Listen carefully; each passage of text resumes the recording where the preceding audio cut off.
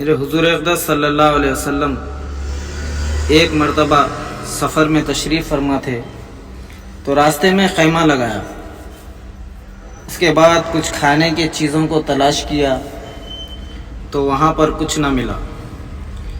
ایک دور دراز پہ ایک جھوپڑی نظر آئی. اس جھوپڑی پہ آپ کی نظر گئی تو آپ صلی اللہ علیہ وسلم خود اس جھوپڑی کے قریب گئے تو وہاں پہ ایک بوڑھیا ہے اور اس بوڑھیا کے پاس ایک بکری ہے.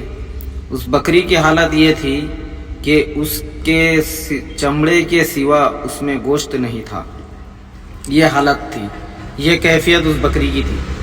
آپ صلی اللہ علیہ وسلم سے اس بوڑھیا نے کہا کہ بیٹا میرے پاس کھانے کے لیے تو کچھ نہیں ہے سوائے اس بکری کے، اس کے علاوہ میرے پاس کچھ نہیں ہے. آپ صلی اللہ علیہ وسلم نے فرمایا ماں جی اگر آپ اجازت دے تو میں اس بکری کا دودھ نکال لوں. اس بوڑھیا نے کہا کیا بیٹا تم مجھ سے مذاق کر رہے ہو؟ آپ صلی اللہ علیہ وسلم نے فرمایا آپ اجازت تو دے. اس بوڑھیا نے کہا ٹھیک ہے. آپ صلی اللہ علیہ وسلم نے اس بکری کے تھنوں کو چھوا. جیسے ہی آقا کائنات سرکار دو عالم کا اس بکری کے تھنوں کو چھونا تھا وہ تھن دودھ سے بھر گئے اور وہاں کے برتنوں میں دودھ نکالا.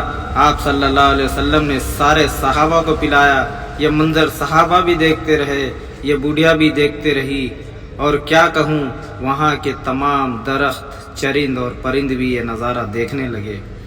حضور اقدس صلی اللہ علیہ وسلم نے جیسے دودھ نکالا اور دودھ سارے صحابہ پی لیے اور اس بوڑھیا کو بھی برتن بھر کے دودھ دے دیا. اور وہ بوڑھیا حیرت زدہ رہی کہ یہ ہو نہ ہو کوئی اللہ کا نیک ولی ہو سکتا ہے، یہ اللہ کا کوئی نیک بندہ ہی ہو سکتا ہے. ایسے لگتا ہے کہ آسمان سے کوئی فرشتہ آیا ہے اور اسے نکال رہا ہے. میرے محترم بھائیوں، بزرگوں، دوستوں، عزیزوں، آقا کائنات سرکار دو عالم صلی اللہ علیہ وسلم وہاں سے چلے گئے تو شام کو اس کا خاوند گھر آیا. دیکھا تو دودھ بھرا ہوا ہے. اس کا خاوند پوچھنے لگا کہ یہ دودھ کہاں کا ہے؟ بوڑھیا